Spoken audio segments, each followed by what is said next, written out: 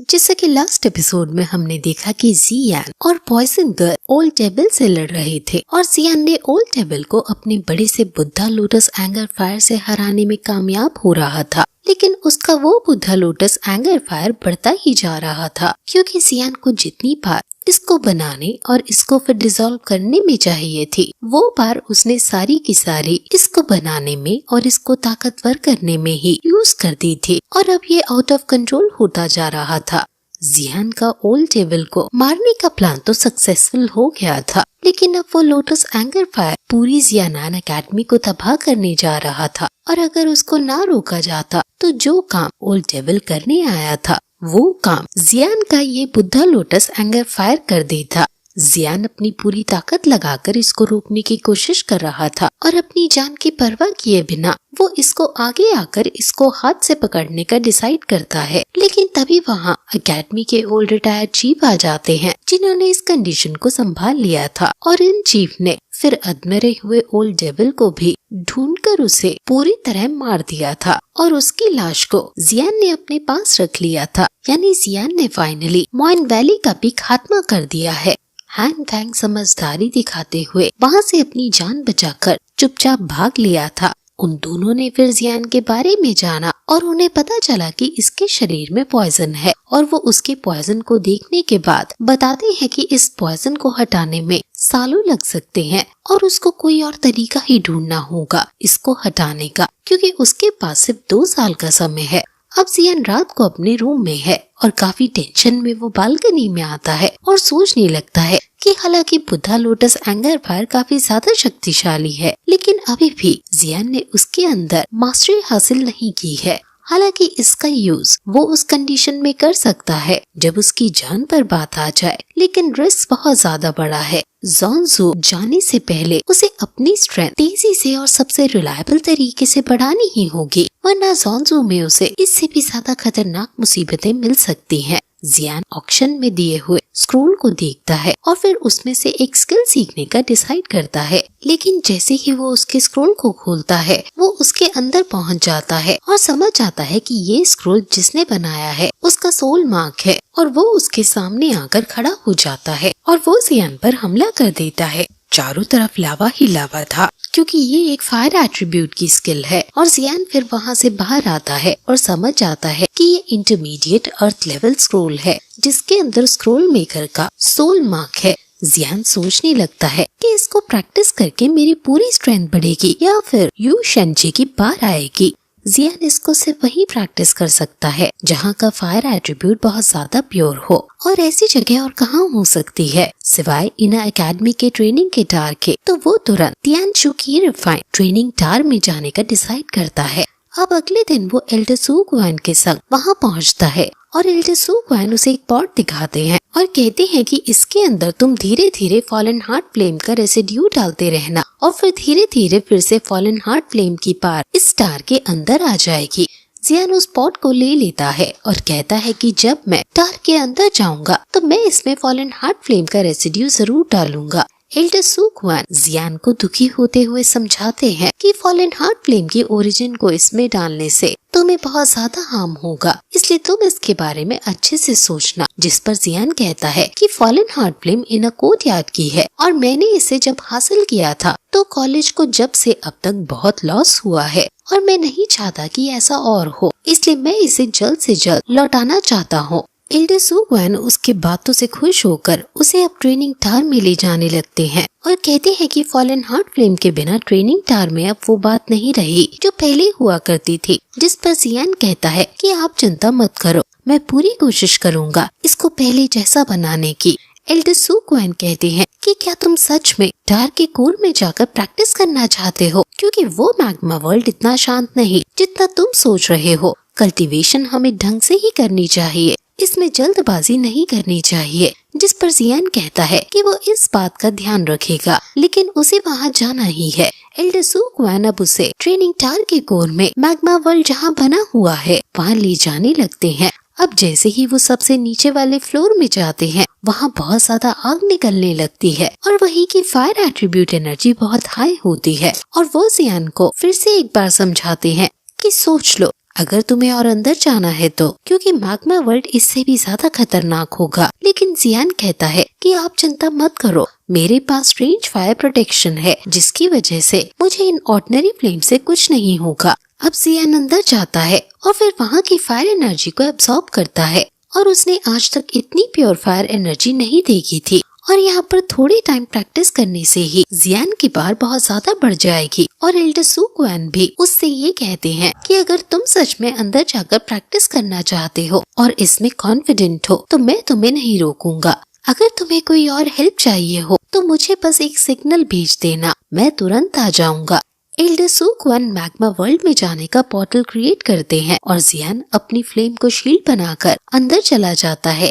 जियान जब नीचे जा रहा था तो उसे ऐसा लग रहा था मानो उसे कोई नीचे बुला रहा हो और उसका जियान से कुछ लेना देना हो। जियान इस मैग्मा वर्ल्ड को देखता है और ये बिल्कुल पहले की तरह ही था। यहाँ कोई जीवन नहीं और कोई जीवन का अंश भी नहीं, हर तरफ डिप्रेशन ही डिप्रेशन सा माहौल है। जियान फिर एक पत्थर पर बैठकर अब उस स्क्रोल को एक्टिवेट करता है और फिर उसको प्रैक्टिस करने लगता है। वो अटैक, डिफेंस, स्पीड हर स्किल पर काम करता है और अपनी एनर्जी को बढ़ाने के लिए पिल्स भी खाता है। वो बहुत मेहनत से यहाँ प्रैक्टिस करने लगता है और अपनी तलवार में इस रूलर मेथड को सीख जाता है। वो अपनी तलवार से फायर एट्रीब्यूट शूट कर पा रहा है और अपने आसपास के मैग्मा को अपने अकॉर्डिंग मैनिपुलेट भी कर रहा है। और जब एक मैग्मा का तूफान आता है तो वो अपनी तलवार से उसको भी काटने में कामयाब हो जाता है। लेकिन तभी उसे अपने हार्ट में कुछ फील होता है और फिर वो अपनी तलवार की टेक्निक क्रैक फायर का यूज करता है और काफी सारे अटैक्स तलवार से छोड़ने लगता है, जिससे वो लावा का तूफान वहीं थम जाता है। वो ल्यूहे ट्रैवलिंग रूलर टेक्निक में अच्छा होता जा रहा है, लेकिन अभी भी वो इस टेक्निक को पूरी तरह से नहीं समझ पाया है। लेकिन थोड़ी सक्सेस से वो खुश भी है अभी के लिए। लेकिन उसके हार्ट में फिर से कुछ होता है और ये सिग्नल उसे नीचे से आ रहा है। नीचे से जो सिग्नल आ रहा है उसका फॉलन हार्ट फ्लेम से कोई कनेक्शन है, जिस वजह से वो सीधे जियान के हार्ट को अफेक्ट कर रहा है। जियान फिर नीचे जाकर चेक करने का डिसाइड करता है और वो अपने आसपास एक शील्ड क्रिएट करता है अपनी फ्लेम की, और फिर अपनी तलवार को वहीं एक सिग्नल के लिए छोड़कर नीचे कूद जाता है। नीचे जाकर वो बड़ी बड़ी चट्टानों को देखता है और ये जगह असल में इनर एकेडमी के नीचे लोकेटेड है। जियान अपनी एक छोटी सी फ्लेम को नीचे छोड़ देता है और फिर उसके पीछे पीछे जाने लगता है। वो बहुत देर तक नीचे जा रहा है लेकिन फिर भी उसे एंड नजर नहीं आ रहा। लेकिन तभी हम एक मॉन्स्टर को साइड में देखते हैं। अब फिर तभी उसे एक वाइट सील दिखती है और उसकी वो फ्लेम उसके अंदर चली जाती है। जियान सोचने लगता है कि ऐसा कौन है जिसने मैग्मा में ये सील क्रिएट कर रखी है, और वो जरूर बहुत ज्यादा ताकतवर बंदा होगा, और अभी के लिए अगर वो खतरा हुआ तो मैं उससे नहीं लड़ पाऊंगा, इसलिए मेरे लिए यहाँ से लौट जाना ही बेहतर होगा। लेकिन अगर वो लौट जाएगा तो उसे कभी नहीं पता चलेगा कि आखिर ये यहाँ किसने बनाया। इसलिए क्यूरियोसिटी में वो उस सील के पास जाने लगता है। लेकिन तभी वो लावा मॉन्स्टर जियान पर हमला कर देता है। वो लावा मॉन्स्टर बहुत ताकतवर है और वो जियान पर हमला करने के लिए आगे बढ़ता है। जियान अपनी फ्लेम से उस पर हमला करता है। हालांकि वो उससे तो बच जाता है, लेकिन जियान फिर मल्टीपल फ्लेम अटैक उस पर करता है और वो लावा मॉन्स्टर फिर वहीं जल जाता है और मर जाता है। जियान को उससे उसकी मैजिक कोर मिलती है और ये बहुत रेयर ट्रेजर है उनके लिए जो फायर एट्रीब्यूट को प्रैक्टिस करते हैं। अब जैसे ही वो मॉन्स्टर मरा था, उसके मरने से वहाँ अब एक नहीं बल्कि बहुत सारे मॉन्स्टर यहाँ आने लगते हैं और जियान इतने सारे मॉन्स्टर को देखकर यहाँ से भागने की सोचता है। जियान अपनी फ्लेम्स को बाहर निकालता है। पहले तो इनसे लड़ता ही है वो और फिर मौका पाकर वहाँ से भागने लगता है, लेकिन ये बहुत सारे आते ही जा रहे थे। हर तरफ से ये जियान पर हमला कर रहे हैं क्योंकि जियान ने इनके एक साथी को जान से मार डाला है। हालांकि भागते भागते जियान इनसे लड़ रहा है और इनको हराने में भी कामयाब हो रहा है, लेकिन ऊपर जाते वक्त ऊपर से ही काफी सारे लावा मॉन्स्टर वहाँ आ जाते हैं। जियान समझ आता है कि वो अब मुसीबत में फंस चुका है और वो सभी लावा मॉन्स्टर घूम घूम कर उस पर हमला कर देते हैं। जियान की तलवार भी अभी उसके पास नहीं है और जियान एक एक करके सभी मॉन्स्टर को मारने लगता है, लेकिन अब वो मॉन्स्टर एक संग जियान पर दहाड़ते हैं और इस दहाड़ का एक मतलब ये भी है कि वो अपने और साथियों को बुला रहे हैं। इसलिए जियान फिर से यहाँ से भागने लगता है। वो सभी मिलकर जियान पर फायर बॉल्स छोड़ रहे हैं और हर डायरेक्शन से फायर बॉल्स को आते हुए देखकर जियान उनसे बचने की हर एक संभव कोशिश करने लगता है। लेकिन ऐसा करते हुए उसे बहुत ज्यादा थकान महसूस हो रही है और उसे नहीं पता कि वो कब तक इनसे बच पाएगा। अब तभी वो इस छोटे से ग्रुप के लीडर को लोकेट कर लेता है और उसे पता चल जाता है कि ये वही है जो इसको कमांड दे रहा है। इसलिए वो पहले लीडर को ही मारने का डिसाइड करता है और लीडर के पास पहुंचकर वो उस पर हमला कर देता है। लीडर भी काफी शक्तिशाली था और वो भी जियान पर काउंटर अटैक करता है, लेकिन जियान अपनी फ्लेम्स का यूज करते हुए उस पर बाजी कोलैप्स का यूज करता है और वो लीडर एक ही झटके में मारा जाता है। इससे उसकी भी मैजिक कोर बाहर आ जाती है और जियान उसे भी ले लेता है।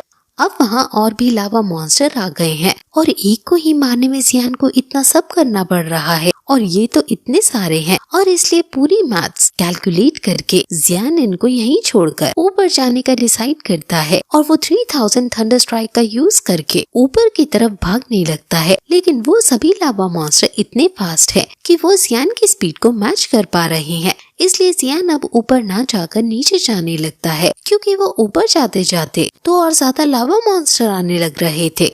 नीचे जाते जाते वो उस सील के नजदीक पहुंच रहा है और जैसे जैसे वो सील के नजदीक पहुंच रहा है उसके दिल में और ज्यादा हलचल होने लग रही है और फिर वो उस सील के अंदर चला जाता है। वो सभी लावा मॉन्स्टर ढूंढने लगते हैं कि जियान आखिर कहाँ गया और फिर वहाँ से चले जाते हैं।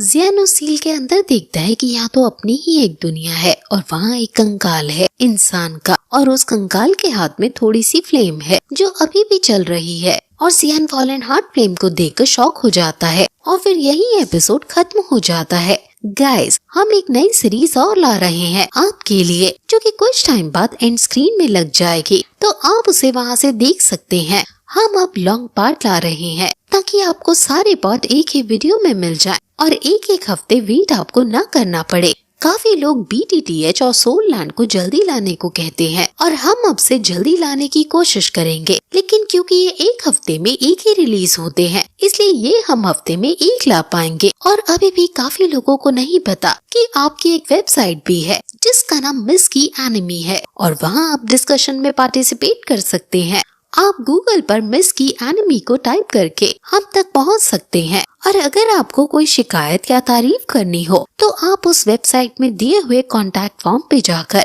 अपनी क्वेरी को हम तक पहुंचा सकते हैं। हम हर एक फॉर्म की एंट्री को पढ़ते हैं और आपका जवाब जरूर देंगे।